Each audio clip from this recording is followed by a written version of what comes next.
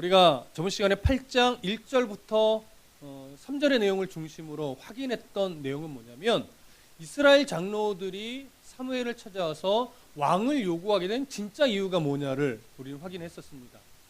사무엘이 늙었다라는 빌미를 잡았지만 실제적으로 그만큼 많이 늙은 것은 아니었습니다. 그리고 두 아들이 악행을 저질렀다고 했지만 그 악행은 오래된 악행이 아니라 한때의 악행이었고 이스라엘 전체에 영향을 미치는 악행이 아니라 브엘세바의 변방 한 영역에만 미치는 악행이었고 또 사사가 되었다는 것이 세습으로 보는 시선도 많이 있지만 세습으로 보기보다는 사무엘의 어떤 영향력이 미치지 못하는 그런 변방에 사무엘을 돕기 위한 보조 사사 정도로 파송을 받은 자로 봐야 할 것이다 라고 하는 것이었습니다. 그렇기 때문에 이스라엘 장로들은 지금 왕을 세우고 싶은 마음은 이미 들었는데 어떠한 빌미를 찾지 못하다가 사무엘이 조금 나이가 들어서 세월이 흐른 후에 나이가 좀 들었고 두 아들이 악행을 저지르는 것을 그저 빌미로 삼아서 하나님께 사무엘에게 왕을 요구하게 된 것으로 보았습니다. 그러나 여기 더 중요한 것은 뭐였냐면 지금 이스라엘이 왕을 요구할 만큼 여러 이방 민족들에게 공격을 받고 있었다거나 어려움을 겪고 있었다거나 하는 상황은 아니라고 말씀드렸습니다. 여전히 앞에서 7장에서 이미 언급한 대로 사무엘에 사는 날 동안 블레셋이 쳐들어오지 못했고 이방 나라들이 공격해오지 못했습니다. 그래서 아말렉으로 대표되는 가나안의 여러 이방 민족들과 이미 평화한 상태예요. 근데 그 상태가 지속되다 보니까 이스라엘 장로들 안에 무슨 마음이 들어요? 하나님의 어떤 잠잠한 보호가 감사하고 기쁘고 그 평화를 누리기보다는 그런 가운데 다른 이방 민족들의 왕정 체제가 부러워지는 거예요. 그들이 보유하고 있는 강력한 군사력이 너무 세 보이는 거예요. 그러다 보니까 그들의 마음에 우리도 저런 왕이 있고 저런 군사력이 있고 저런 화려함이 있었으면 하고 부러워지는 차에 나라가 평화로우니까 왕을 요구할 만한 거리가 없었는데 두 아들의 사무엘의 두 아들의 그 한때의 실수가 그들에게 빌미가 되어 지금 왕을 달라고 요구하는 중에 있었습니다. 하나님은 뭐라고 말씀하셨어요? 들어주라. 그러나 그냥 들어주는 것이 아니라 너희들이 원하는 대로 왕을 세울 때 어떠한 일이 벌어질지에 대한 분명한 경고를 해주고 그래도 원한다면 들어주라 이런 의미였습니다. 그래서 들어주라라고 하면서 경고하는 내용, 그럼에도 불구하고 이스라엘이 그 고집을 꺾지 않는 내용, 이런 것들이 오늘 8장에 담겨 있고 9장으로 넘어가면 그래서 하나님이 이스라엘의 그 완악함으로 인해 선택한 사람이 사울임을 드러낸 장면으로 그래서 연결이 되는 겁니다.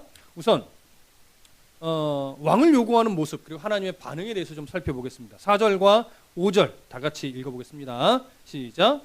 이스라엘 모든 장로가 모여 라마에 있는 사무엘에게 나아가서 그에게 이르되 보소서 당신은 늙고 당신의 아들들은 당신의 행위를 따르지 아니하니 모든 나라와 같이 우리에게 왕을 세워 우리를 다스리게 하소서 한지라. 자, 이스라엘이란 나라 자체는 기본적으로 다른 나라들과 성격 자체가 완전히 다른 나라입니다.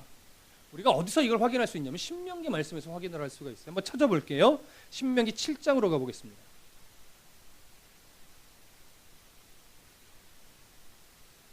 신명기 7장 7절로 가볼게요.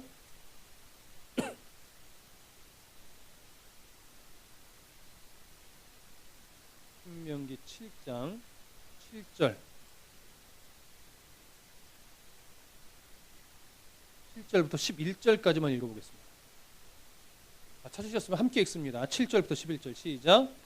여호와께서 너희를 기뻐하시고 너희를 택하심은 너희가 다른 민족보다 수요가 많기 때문이 아니니라.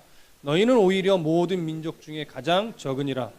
여호와께서 다만 너희를 사랑하심으로 말미암아 또는 너희의 조상들에게 하신 맹세를 지키려 하심으로 말미암아 자기의 권능의 손으로 너희를 인도하여 내시되 너희를 그 종되었던 집에서 애굽 왕 바로의 손에서 속량하셨나니 그런즉 너는 알라 오직 네 하나님 여호와는 하나님이시요 신실하신 하나님이시라.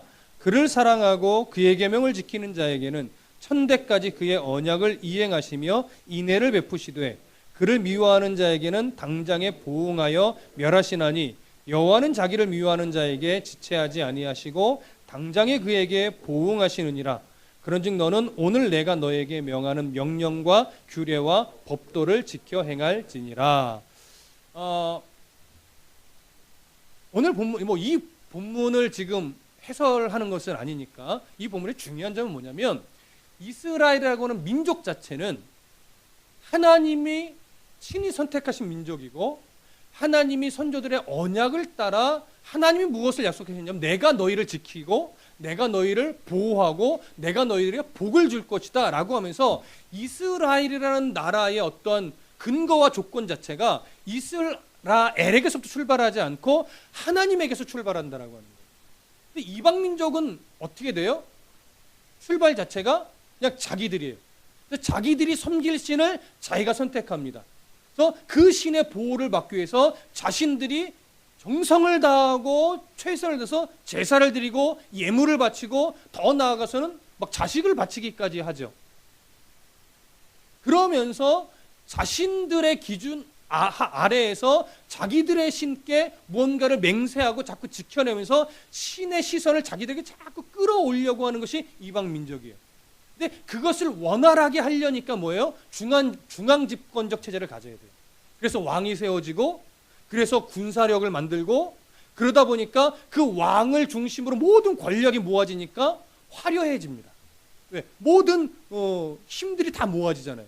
그 모은 힘들을 가지고 활용해서 왕이 좋아 보이는 것들을 자꾸 만들어내니까 화려한 문화가 만들어질 수밖에 없는 거예요.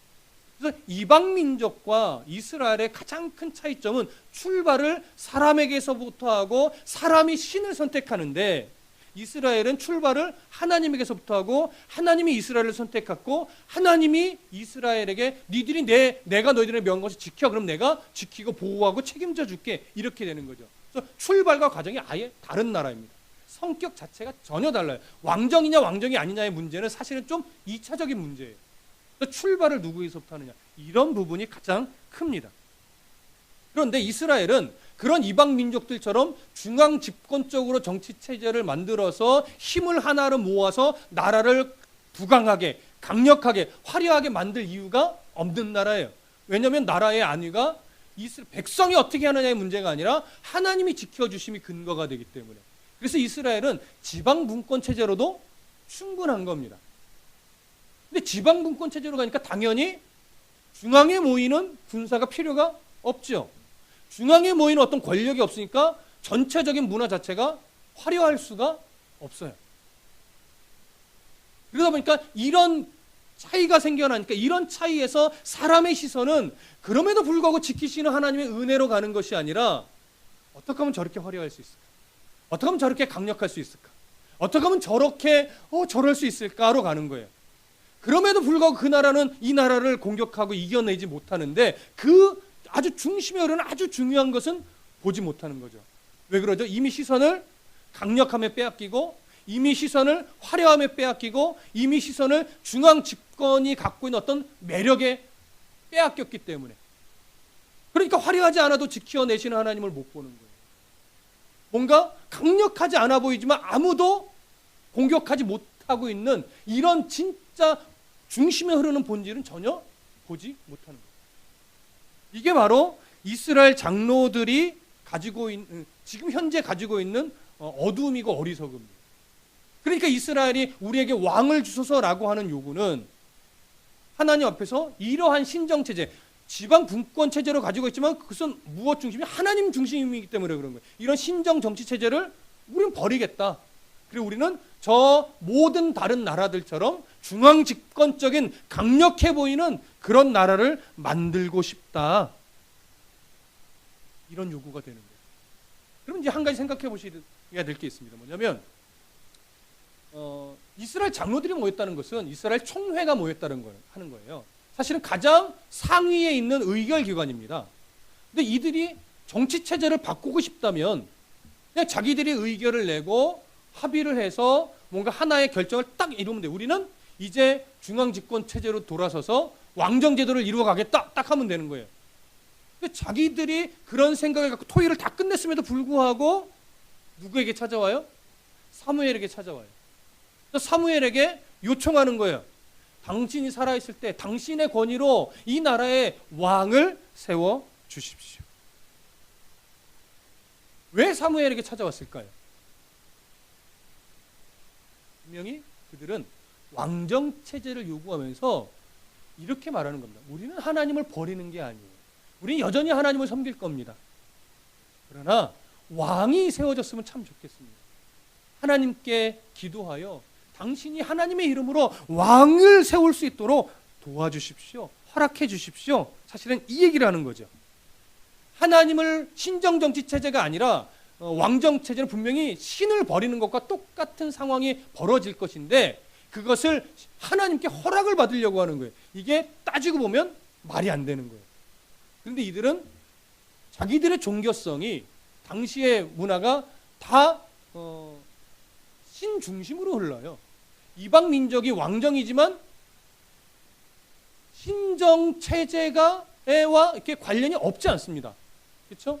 그럼에도 불구하고 그들은 왕이라는 중심으로 흘러가면서 그 신을 어떤 도구로 쓰는 거예요?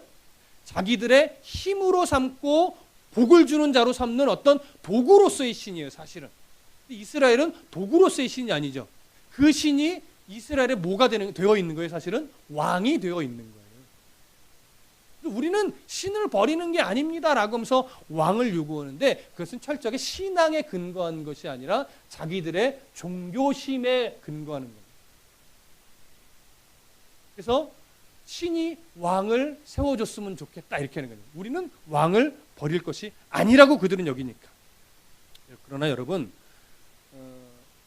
왕을 요구하는 것의 가장 큰 문제는 뭐냐면 그들이 지금 이스라엘의 하나님을 버리겠다라고 요구하는 게 아님에도 불구하고 문제가 되는 건 왕정 체제는 좀 전에 말씀드렸지만 신의 힘을 끌어와서 권력을 세우고 그 권력을 굳게 잡으려다 보니까 백성들을 옥죄일 수밖에 없거든요.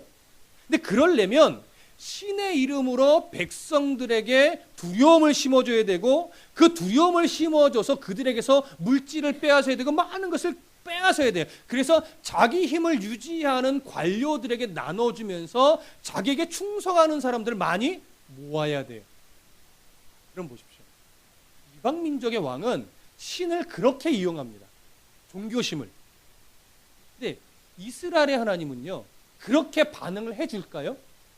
그런 식으로 반응해 줄 리가 없어요. 그러면 하나님이 허락하셔서 이스라엘 왕을 세워준다고 해도 그 왕은 기본적으로 이스라엘의 하나님을 더 잘 섬기게 할까요? 이스라엘 하나님을 버리고 이방인들이 섬기는 그 우상들을 도입하게 될까요? 우상들을 도입할 수밖에 없습니다. 왜냐하면 이방 민족들이 원하는 어떤 신적 이해와 방식이 백성들을 딱 붙잡는 방법인데 하나님은 그렇게 반응하실 리가 없거든요. 그러니까 하나님을 섬긴다 하면서도 그게 안 되니까 결국은 우상을 수입할 것이고 그 우상을 섬기는 어떤 방법을 통해서 백성들을 옥죄고 백성들을 옥죄면서 끌어당긴 걸 가지고 군사들 관료들에게 많은 것을 내어주면서 자기 권력을 더 높이게 되는 거죠. 이것이 왕정체제가 가지고 있는 가장 위험성입니다. 특히 하나님이 내시는 왕이 아니라 사람이 원하는 왕이 세워졌을 때 가장 크게 이런 위험성으로 빨리 달려가는 거죠. 그래서 지금 이스라엘 백성들이 왕을 요구하는 것은 가장 큰 위험입니다.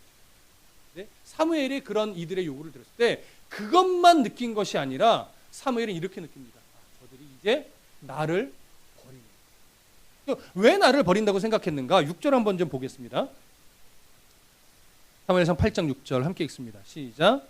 우리에게 왕을 주어 우리를 다스리게 하라 하였을 때에 사무엘이 그것을 기뻐하지 아니하여 여호와께 기도하매 5절에서도 우리에게 왕을 세워 우리를 다스리게 하소서라고 표현되어 있고 6절에도 보면 우리에게 왕을 주어 우리를 다스리게 하라 했을 때라고 하면서 다스리다라는 표현이 나오잖아요. 이 다스리다라고 하는 히브리 단어가 샤파트라고 하는 단어인데 이것이 무슨 단어와 똑같은 거냐면 사사라고 하는 단어와 똑같은 단어예요. 그러니까 사사라고 하는 단어에는 재판하다, 다스리다 이런 의미를 같이 가지고 있잖아요. 그럼 생각해 보십시오. 우리에게 왕을 세워서 사사처럼 다스리게 해달라고 하는 요구와 동일하거든요. 여기에는 사무엘의 다스림으로는 우리가 만족하지 못하겠다. 그러니 이제는 사무엘보다 더 위에 있는 누군가가 필요한데 우리는 그걸 왕으로 요구합니다. 그러니까 왕을 세워서 사사처럼 다스리게 해주십시오. 이 요구가 되는 거예요. 그럼 사무엘의 입장에서는 뭐예요? 내가 아직 나이는 들었지만 은퇴할 나이는 아닌데 저들이 나의 다스림을 이제 싫어하는구나, 나를 버리는구나, 이렇게 여길 수 있어요. 그래서 사무엘이 뭐라고 해요? 지금 그 요구를 기뻐하지 않았다고 합니다. 이 기뻐하지 않았다는 하는 것은 사실 원어적으로 들어가면 너무 화가 나서 손이 좀 떨리는 이런 상태를 표현합니다. 너무 화가 나고 너무 실망스러워서 손이 떨리는 거예요. 그러면 이제 혈기로 반응할 수 있었을 텐데 사무엘은 말씀에 깊은 사람이고 하나님 손에 붙들린 사람이에요. 그래서 모세처럼 혈기로 반응하지 않고 그 문제를 끌어안고 그 분노를 끌어안고 누구에게 가요? 하나님께 나아가 기도를 하는 거예요. 그래서 하나님께 기도했더니 하나님이 이제 어떻게 반응하시는가 그 부분을 보시겠습니다. 7절과 8절입니다. 함께 읽겠습니다. 시작. 여호와께서 사무엘에게 이르시되 백성이 네게 한 말을 다 들으라. 이는 그들이 너를 버림이 아니요 나를 버려 자기들의 왕이 되지 못하게 함이니라. 내가 그들을 애굽에서 인도하여 낸 날부터 오늘까지 그들이 모든 행사로 나를 버리고 다른 신들을 섬김같이 네게도 그리하는도다. 하나님은 사무엘에게 그 장로들이 요구하는 대로 들어줘라 이렇게 얘기하면서 왜 그렇게 반응을 하셨는지 뭐라고 설명하냐면 그들이 너를 버림이 아니다. 이렇게. 왜 이 얘기? 이건 사무엘의 이 절망스럽고 실망스러운 마음을 이해하시는 거야 하나님이. 모세도 그랬었죠. 모세에게도 똑같이 반응해요. 너를 버리는 게 아니야. 나를 버리는 거야. 너를 원망하는 것이 아니야. 나를 원망하는 거야. 이 얘기를 모세에게도 똑같이 쓰였었죠. 지금 모세 때와 동일한 반응합니다. 너를 버리는 것이 아니라 나를 버리는 것이다. 그래서 나를 자기들의 왕이 되지 못하게 하는 것이다 이렇게 얘기합니다. 여러분 이 표현은 지금까지도 이스라엘의 왕은 여전히 누구셨다라고 하는 거예요. 하나님이셨다라고 합니다. 그래서 우리가 사사기를 정리할 때 그때의 왕이 없으므로 자기 속에는 옳은 대로 행하였더라가 본래 의미는 뭐예요? 여전히 하나님이 이스라엘의 왕이었는데 이스라엘은 하나님을 왕으로 섬기지 않고 자기 속에는 옳은 대로 행했더라. 이렇게 이해가 되는 거예요. 그러니까 지금 사사시대 마렵이니까 사실은 똑같은 맥락으로 지금 흘러갑니다. 그러면서 하나님이요, 이스라엘은 이미 모세 때 광야에서 그런 습성을 계속 보여왔다. 근데 내가 모세로 말미암아 그것을 계속 바꿔주고 고쳐주고 그럼에도 지켜내줬는데 여전히 지금도 그 악한 습성을 버렸다 버리지 못했다? 버리지 못했다. 하나님 그걸 그때의 이야기를 끌어오면서까지 이 이야기를 하는 겁니다. 그러니 하나님은 참 한심스러운 거예요. 왜 저 왕정을 계속 고집을 하는가? 왕정이 얼마나 하나님이 싫어하는 내용을 가지고 있는데 하나님도 사실은 답답한 거죠. 그래서 그들의 요구를 들어주라고 하면서 조건을 하나 제시하는 것이 9절입니다. 함께 보겠습니다. 시작. 그러므로 그들의 말을 듣되 너는 그들에게 엄히 경고하고 그들을 다스릴 왕의 제도를 가르치라. 그냥 허락하시는 것이 아닙니다. 왕의 제도가 가지고 올 위험성이 얼마나 심각한지 분명하게 설명하라가 아니에요. 경고하라고 했어요. 경고해주고 그래도 그들이 원하면 들어주라 이거예요. 이 얘기는 뭡니까? 지들이 결정했으니까 그것에 대한 결과는 지들이 책임지게 해라. 이것과 똑같죠. 자, 그러면 그들에게 하나님이 이렇게 요구한 것은 뭐냐면 경고를 해주고 스스로 판단하여 스스로 깨닫고 스스로 선택할 수 있게 한번 놔둬보자. 이 얘기를 하는 겁니다. 8절과 11절 함께 10절부터 11절 함께 읽습니다. 시작. 사무엘이 왕을 요구하는 백성에게 여호와의 모든 말씀을 말하여 이르되 너희를 다스릴 왕의 제도는 이러하니라. 그가 너희의 아들들을 데려다가 그의 병거와 말을 어거하게 하리니 그들이 그 병거 앞에서 달릴 것이며. 자, 이제부터 경고의 내용으로 들어가는 거예요. 이제 첫 부분은 무엇을 얘기하냐면 그가 너희의 아들들을 모아다가 데려다가, 이 데려다가는요 너무 부드럽게 번역한 거예요. 이건 데려다가가 아니라 억지로 붙잡아다가. 그러니까 뒤에 뭐 붙잡아다 아니 데려다가 이런 식으로 표현된 건 다 강제성을 띈 겁니다. 강제로 억지로 붙잡아다가 이런 말이에요. 그래서 너희의 아들들을 강제로 붙잡아다가 뭘 시키겠다는 거예요? 왕의 병거와 왕의 말을 관리하는 자가 되게 하고, 그뿐만이 아니에요. 왕을 보호하기 위해서 왕의 병거 앞에서 달려가는 자들로 삼겠다는 거죠. 오늘날 전쟁으로 보면요, 이거 뭐 삼겠다는 건지 아세요? 그렇죠? 총알맞이 삼겠다는 거예요. 이것만 봐도 야, 말도 안 되는 거네 딱 느껴야 돼, 그렇죠? 이것만이 아니에요. 이제 또 더 심각한 경고로 들어갑니다. 12절 함께 읽습니다. 시작. 그가 또 너희의 아들들을 1000부장과 50부장을 삼을 것이며 자기 밭을 갈게 하고 자기 추수를 하게 할 것이며 자기 무기와 병거의 장비도 만들게 할 것이며. 1000부장과 50부장을 삼는 건 무슨 의미입니까? 군사적 조직을 세운다는 거예요. 그래서 한편으로는 나라를 지킬 상비군을 조직한다는 것도 되지만, 이거보다 더 조금 무게감이 있는 것은 뭐냐면 왕을 지키기 위한 군사를 조직하는 쪽이 더 커요. 그러니까 군사제도가 나라를 위한 것보다 누구를 위한 성격이 더 크다는 거예요? 자기 자신. 자기 자신을 지키는 마치 개인 경호 군사처럼 여겨지게 될 거라는 거예요. 그 다음에 그뿐만이 아니죠. 자기 밭을 갈게 하고 자기 추수를 하게 한대요. 그러니까 왕이 어떤 이익과 부유함을 만들어주기 위해서 자식들을 같이 붙잡아다가 사용한다는 거예요. 뿐만 아니라 자기 무기와 자기 병거의 장비도 만들게 한다. 그러니까 무기와 모든 병거 이런 것들이 사실은 누구를 위한 요소가 커요? 왕을 지키기 위한 요소가 큰 거죠. 철저하게 개인 군사가 되는 거고 개인의 노예처럼 부려먹게 된다라고 하는 거예요. 이런 측면이 지금 강하게 나타나는데, 왕정제도는 사실 어쩔 수가 없습니다.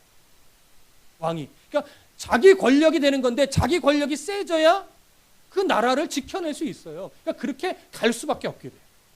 그 다음에 13절부터 17절 함께 읽습니다. 시작. 그가 또 너희의 딸들을 데려다가 향료 만드는 자와 요리하는 자와 떡 굽는 자로 삼을 것이며, 그가 또 너희의 밭과 포도원과 감람원에서 제일 좋은 것을 가져다가 자기의 신하들에게 줄 것이며, 그가 또 너희의 곡식과 포도원 소산의 11조를 거두어 자기의 관리와 신하에게 줄 것이며, 그가 또 너희의 노비와 가장 아름다운 소년과 나귀들을 끌어다가 자기 일을 시킬 것이며, 너희의 양떼의 10분의 1을 거두어 가리니 너희가 그의 종에 될 것이라. 13절에 보면 남자, 자식, 아들들뿐만이 아니라 누구도 강제로 잡아간대요. 딸들을 잡아간대요. 근데 딸들을 뭐 시킨대요? 향료 만드는 자를 시킨대요. 요리하는 자를 시킨대요. 떡 굽는 자를 시킨대요. 요리하는 자와 떡 굽는 자들은 결국은 식당에서 일하는 여자들이죠. 그러니까 국내에서 일하는 수많은 사람들의 식사를 준비하는 그런 여인들로 삼을 것이다라는 것과, 또 하나 그 앞에 향료 만드는 자는 무슨 말이냐면 몸에 뿌리는 향수예요. 그리고 또 몸에 바르는 향기 나는 어떤 로션 같은 거. 근데 이것이 고대에는요, 궁중의 호화스러운 사치 생활을 위해서는 꼭 필요한 것들이에요. 그러니까 궁중의 사치스러운 모습을 이걸로 대변하는 겁니다. 그러면 궁중의 이 호화스럽고 사치스러운 향수나 이런 것들은 그냥 시장으로만 끝날까요? 여기에는 항상 따라다니는 게 있습니다. 성적 타락. 그래서 향료 만드는 자에는 단순하게 이런 향수를 만드는 사람 이런 표현으로만 멈추는 것이 아니라 거기에 성적 놀이개라는 의미도 같이 담겨 있습니다. 그러니까 딸들을 잡아다 일만 시키는 것이 아니죠. 성적 놀이개까지 만드는 그러한 일들을 자행하게 될 것이다 라고 하는 것을 여기에 담아놓은 거예요. 그리고 나서 14절에 보면 너희의 밭과 포도원과 감람나무에서 제일 좋은 것을 가져다가 자기 신하들에게 준대. 이건 뭡니까? 밭과 소산들을 뺏어다가, 여기는 그냥 뺏는 게 아니라 강제로 뺏어다가 그걸 누구에게 줘요? 자기 신하들에게 줘요. 왜 신하들에게 줄까요? 내가 이거 줄 테니까 나에게 뭐 하라고요? 충성하라고. 그래서 자기 권력을 위해 사람을 쓰는데 그 사람들을 쓰기 위해서 주는 모든 어떤 재산과 관련된 것들을 백성들에서 뺏어다가 준다는 얘기예요.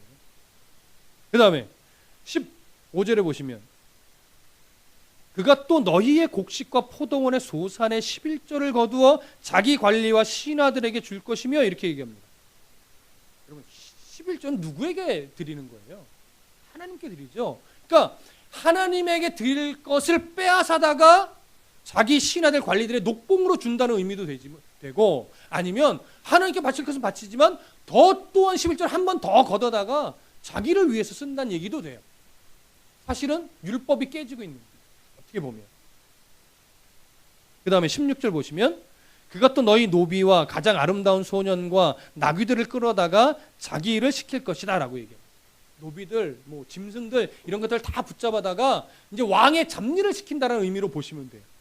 또 한 가지 17절 너희의 양떼의 10분의 1을 거두어 간다. 이것도 11조 자체가 무너지고 있는 모습을 보여줍니다. 이 내용들을 전체 종합해 보면 한마디로 성경은 이렇게 정리합니다. 너희가 그의 종이 되는 거야. 너희의 종. 그러니까 왕의 종이 된다는 것 안에는 율법이 깨지고 인권이 유린되고 경제적 불평등이 그들 안에 완전히 세워지면서 누구만 좋게 한다? 왕만 좋게 하는 거다. 이것을 분명히 경고 차원에서 전하는 것이고, 어디를 봐도 다 하나님이 싫어하는 것밖에 없습니다. 그러니까 정신이 똑바로 박힌 장로들이라면 이 얘기를 듣고서 우리가 정말 미련했었구나. 이거 하면 안 되는 거구나. 하나님이 정말 싫어하는 거구나. 이걸 분명히 깨닫고 그 말을 취소하는 것이 정상입니다. 그들이 이런 경고를 명확하게 들었음에도 불구하고 어떻게 반응합니까? 18절 함께 읽습니다. 시작. 그날에 너희는 너희가 택한 왕으로 말미암아 부르짖되 그날에 여호와께서 너희에게 응답하지 아니하시리라 하니라. 한 번 더 경고가 참 있네요. 그날에 너희가 택한, 그러니까 이 말을 듣고도 왕을 세운다면 그 왕으로 인해서 너희가 고통받다가 하나님 살려주세요라고 부르짖어도 그때는 하나님이 뭐 하겠다는 거예요? 외면하겠다. 너희 안 도와줄 것이다. 그 얘기랑 사실 이 경고가 더 무섭죠. 그런데 19절을 보시면 함께 읽습니다. 19절 시작. 백성이 사무엘의 말 듣기를 거절하여 이르되 아니로소이다. 우리도 우리 왕이 있어야 하리니. 장로들이 뭐라고 말합니까? 아닙니다. 그 경고를 완전히 귀에서 한 귀로 듣고 흘려버려요.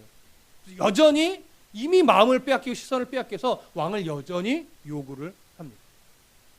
자, 그러면 여기서 한 가지를 좀 우리 정리해보고 넘어가자고요. 신명기에 가보면 사실 하나님이 왕은 이런 사람을 세워라라고 적어준 적이 있습니까? 없습니까? 있어요. 신명기 17장으로 가보겠습니다.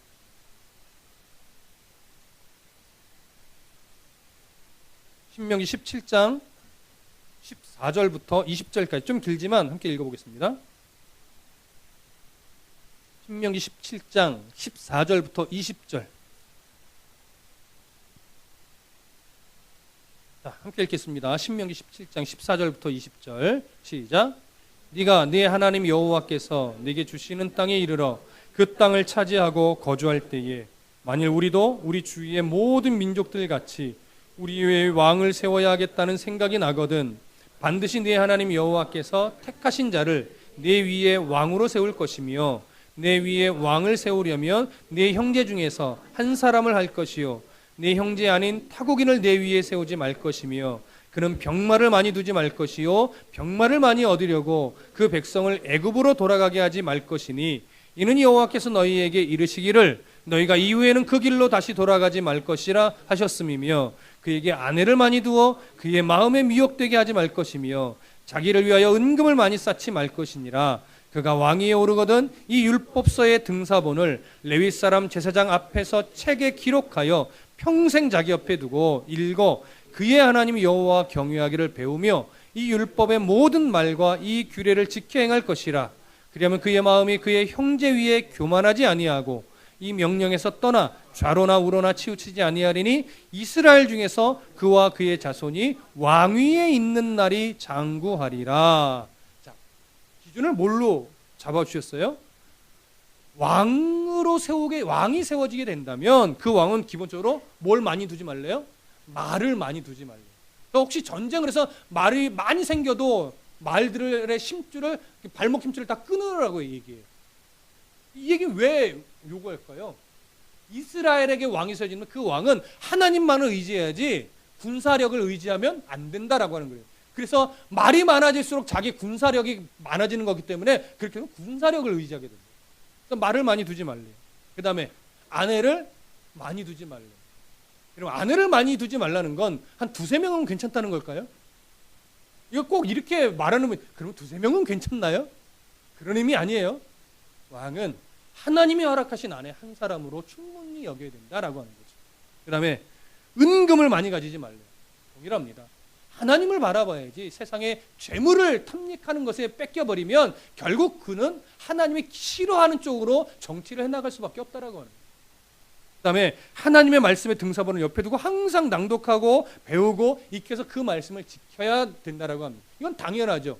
이 말씀을 종합하면요, 결국 뭐냐면 이스라엘의 왕이 세워지려면 어떤 왕이 세워져야 되냐면 자기 위에 진짜 왕은 하나님이시라는 사실을 아는 자, 그리고 나는 이 땅에서 왕으로 세워졌지만 결국 하나님의 대리자다라고 하는 사실을 분명히 알고 인정하는 사람, 그 사람만이 왕으로 세워져야 된다라고 하는 거예요. 그러니 이스라엘은 자기들의 필요에 따라서 왕을 요구해야 되는 것이 아니라 하나님이 필요할 때 왕을 주실 때까지 원래는 기다리는 게 맞아요. 왜냐하면 하나님은 이런 사람을 왕으로 세워줄 것이기 때문에 때가 되면. 우리는 그 사람을 누구로 알고 있습니까? 다윗으로 알고 있어요. 하나님이 때가 되어 하나님이 원하시는 사람을 왕으로 세움받은 게 바로 다윗인데, 사울은 하나님의 필요에 의해 하나님의 때에 하나님의 기준에 부합한 사람으로 세워진 것이 아니라 사람의 필요에 의해 사람이 원하는 왕상, 왕의 이미지에 부합한 사람으로 세워진 것이 사울입니다. 그래서 사울은 사실은 이스라엘의 초대왕이지만 하나님이 세우신 초대왕은 아니에요. 하나님이 세우신 초대왕은 다윗이죠. 예, 그런 것들을 우리가 보게 됩니다. 이스라엘이 지금 왕을 요구할 때 그 기준은 무엇이었습니까? 오늘 성경에 보니까 모든 나라와 같이. 신명기의 말씀을 보면 기준은 하나님이 원하시는 기준이 따로 있어요. 근데 그 기준을, 하나님이 신명기에서 말씀하신 그 기준을 왕의 기준으로 삼지 않고 이스라엘은 지금 모든 나라와 가치를 기준으로 삼았습니다. 다른 나라의 왕처럼, 다른 나라가 군사력을 그렇게 강하게 가지고 있는 그 왕정체제처럼 우리도 왕을 세워달라고 하는 것이죠. 하나님은 기준이 모든 나라가 된다면, 기준이 모든 나라의 왕과 같이 되어서 너희들이 왕을 세운다면 어떤 일이 벌어져요? 지금 읽은 이런 일들이 벌어진다라고 하는 사실을 명확하게 알려주는 겁니다. 그러니 너희들이 원해서 너희들이 필요한 왕을, 모든 나라와 같은 왕을 세운다면 너희들은 이런 고통을 피하지 못할 것이다. 이 이야기를 해준 겁니다. 그리고 그 결과는 누가 책임지라? 너희들이 책임지라. 자, 이어지는 구절을 좀 볼게요. 사무엘상으로 다시 돌아가셔서 8장 19절 20절 함께 봅니다. 19절 20절 시작. 백성이 사무엘의 말 듣기를 거절하여 이르되 아니로소이다. 우리도 우리 왕이 있어야 하리니 우리도 다른 나라들 같이 되어 우리의 왕이 우리를 다스리며 우리 앞에 나아가서 우리의 싸움을 싸워야 할 것이니이다 하는지라. 가장 많이 반복된 단어가 뭡니까? 우리죠. 한 7번 정도가 이 두 구절에서 사용됐어요. 이미 욕심과 아집의 마음을 빼앗겨버린 백성들은요, 바로 왕처럼, 애굽의 바로 왕처럼 완악해졌습니다. 완악해졌다는 것은 하나님의 뜻을 보지 않는다는 얘기예요. 그래서 하나님의 말 듣기를 거절해서 여전히 다른 나라가 기준이 돼서 다른 나라의 왕들처럼 우리도 왕이 있어야 되겠다라고 말하는데, 그들이 제시한 이유는 이겁니다. 우리 앞에 나가서 우리의 싸움을 왕이 싸워줘야 합니다. 우리의 싸움. 이들이 요구하는 왕은요, 어떤 그림이냐면 피 튀기는 전쟁터예요. 멋지게 칼 들고 군사를 이끌고 나가서 그 모든 대적들을 막 그 칼로 다 선혈이 낭자하게 막 칼로 해서 멋지게 그들을 물리치고 온몸에 그 핏자국을 가지고 당당하게 들어오는 왕. 이것이 그들이 보는 멋진 왕이에요. 근데 하나님은 이스라엘을 어떻게 지킵니까? 막 선혈이 낭자하게 막 그 피를 막 묻혀가며 막 그렇게 나라를 보호합니까? 아니요. 말씀 한마디로 지켜내요. 이스라엘이 보기에는 보이지 않는 하나님의 그 말씀 한마디로 지켜내는 그런 재미없는 지키심은 좋아 보이지 않는 거예요. 막 죽을 고비를 넘겨가며 막 스펙타클하게 정말 전력을 잘 짜서 멋지게 막 이겨내는 그런 왕을 원하는 거예요. 여러분, 어떤 신앙이 멋진 신앙입니까? 죽을 고비에 갔다가 사업도 한번 원청 망해봤다가 뒤늦게 하나님의 은혜로 막 기사회생돼서 제가 이렇게 다시 살아났습니다를 고백하는 신앙이 멋져 보이십니까? 아니면 예전이나 지금이나 여전히 변함없는 일상 속에서 내가 하나님을 떠나지 않고 살아가고 있는, 아무 일도 일어나지 않는데 여전히 주의 은혜로 살아가는 그런 일상을 살아내는 성도, 누가 더 멋진 성도일까? 큰 일은 벌어지지 않지만 내가 주의 은혜 아래서 그냥 평범한 일상을 주님 부르실 때까지 살아갈 수 있는 은혜가요, 진짜 멋진 은혜예요. 그것만큼 복된 인생이 없어요. 근데 우리는 그 은혜보다 무슨 은혜를 더 멋지게 보냐면 스펙타클한 인생 속에서 벌어진 하나님의 놀라운 섭리를 경험한 성도, 그 사람의 신앙을 되게 멋지게 봐요. 얼마나 완악했었으면 그랬을까를 안 보고 아주 고요하게 내 삶에 동행해 주신 하나님의 은혜는 별로 멋지게 안 본다니까요. 생각을 좀 바꾸셔야 돼요. 이스라엘이 원하는 왕은 스펙타클한 왕이에요. 근데 하나님은 스펙타클하게 역사 안 해요. 보편적으로는 그냥 우리들의 평범한 일상 속에서 우리를 그냥 말씀 가운데 지켜내십니다. 여러분, 제가 어떻게 축복해 드릴까요? 스펙타클한 인생을 경험하며 스펙타클한 하나님의 은혜를 맛보시라고 축복해 드리는 게 나을까요? 아니면 늘 주님의 은혜 안에 평범한 일상을 요동 없이 주님 나를 부르실 때까지 살아가는 성도가 되게 해달라고 축복해 드릴까요? 전자예요, 후자예요? 눈빛이 몇 사람이 전자의 은혜를 경험하고 싶어 하시는 분이 있는 것 같은데? 아닙니다. 사람의 시선은 자꾸 그런 드라마틱한 거, 영화 같은 거, 이런 쪽으로 시선을 빼앗기지만 하나님은 언제나 고요한 은혜를 주시고 흔들리지 않는 은혜를 주고 싶어 하십니다. 그런 은혜를 사모하십니다. 하나님은 그런 은혜를 이미 이스라엘에게 주고 있었어요. 근데 만족을 못하는 거예요, 만족을. 그래서 자꾸 왕을 요구하는 거예요. 그러니 그런 하나님이 점차 어떻게 보여요? 무능력하게 보이고 재미없게 여겨지고 이제는 싫어지는 거예요. 눈에 보이는 왕을 줘서, 눈에 보이는 왕이 멋지게 이 나라를 지켜내며 강력한 군사를 조직해서 우리도 다른 나라와 비교하여 좀 폼나는 나라가 되게 해주십시오. 신앙의 가장 위험한 게 뭐예요? 비교예요. 다른 교회와 우리를 비교하고, 다른 예수 믿지 않는 그런 막 부유하게 사는 다른 사람의 가정과 우리 가정을 비교하는 이런 비교가 가장, 자녀들이 가장 싫어하는 게 뭐래요? 다른 집에는 이런데 너는 왜 그러냐? 이 비교가 제일 싫어한대잖아요. 그래서 예전에 있던 찬양 가사 중에 이런 게 있어요. 비교는 바보들의 놀이라는 가사가 있어요. 참 맞는 말 같아요. 비교는 바보들의 놀이예요. 하나님 앞에서 나를 비교하고 말씀에 비추어 나의 어리석음을 비교하면서 나를 다듬어 가야 되는데, 우리는 말씀에 비추어 나를 비교하는 것이 아니라 있어 보이는 무엇과 나를 비교해요. 잘 나가는 누구와 우리 자녀를 비교해요. 그거 높에 있는 뭔가와 나를 자꾸 비교해요. 그럼 만족이 없죠.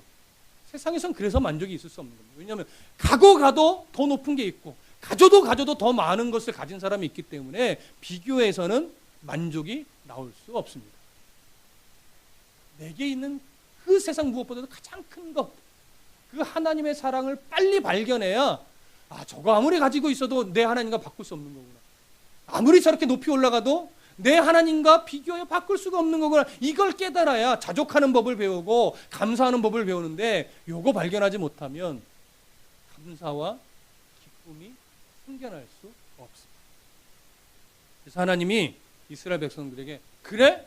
알았어. 그러면 왕을 세워주자. 이렇게 가는 거예요. 그리고 21절, 22절 함께 보겠습니다. 시작.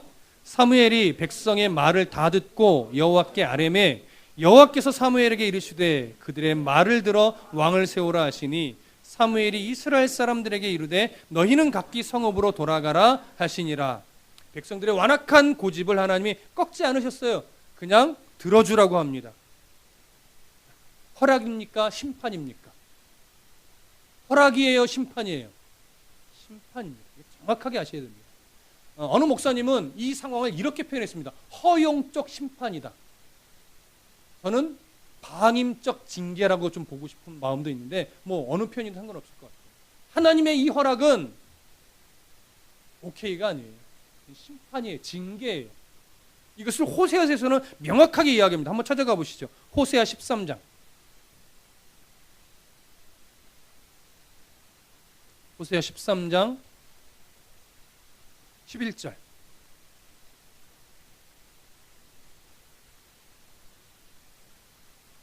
13장 11절 함께 읽습니다. 시작. 내가 분노함으로 네게 왕을 주고 진노함으로 패하였노라. 분노함으로 왕을 세웠다는 것이 바로 사울 왕의 요때를 의미하는 것이고, 진노함으로 패였다는 것은 나중에 북이스라엘이 멸망하고 남유다가 멸망하는 이런 상황들을 의미하는 겁니다. 그래서 이것은 하나님의 심판이고, 사울 왕을 세운 것은 결국 그들의 불순종과 욕심의 결과가 어떻게 됐는지 너희들이 직접 충분히 깨달아 봐라 라고 해서 세워진 왕이 바로 사울입니다. 그럼에도 불구하고 그런 부정적으로만 하나님이 끝내지 않고 그 사울 뒤에 이미 누구를 예비해 놓으셨어요? 다윗 왕을 예비해 놓으셨습니다. 이건 뭐냐면 그럼에도 불구하고 나는 너희를 뭐 하고야 말 거다? 회복시켜 놓고야 말 거다라고 하는 은혜까지도 가지고 계시는 거예요. 하나님의 심판은 언제나 심판으로만 끝나지 않습니다.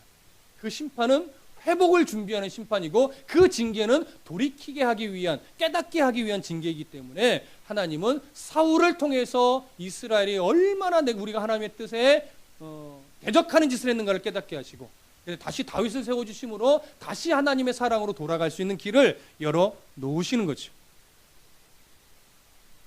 2018년을 시작하는 우리 성도 여러분, 저를 포함해서 우리는 이제 무엇을 기준으로 하나님께 기도하며 결심해야 되는지 점검하셔야 됩니다. 혹시 이스라엘이 모든 나라들처럼이 기준이 되어서 판단하고 생각하고 고집을 피우고 아집에 빠져 있던 것처럼 우리도 내가 욕심으로 가지고 있는 그 무엇이 기준이 돼서 오늘 2018년도 기도 제목에, 연초 기도 제목, 여러분들이 가지고 있는 기도 제목에 혹시 그런 것들만 나열되어 있지는 않은지 한번 점검해 보시고, 여러분들이 내 욕심에 빠져서 세운 기도 제목이라면 잠시 2순위로 좀 미루시고 그 1순위에 모든 나라와 가치가 아니라 하나님이 성경을 통해서 무슨 말씀을 주셨는지 그걸 근거로 내가 어떻게 순종해야 될지에 대한 기도 제목을 먼저 좀 나열하시면, 그래서 2018년도를 말씀을 근거로 하여 기도하며 결심하며 한 걸음 한 걸음씩을 다시 걸어가실 수 있기를 간절히 소망합니다.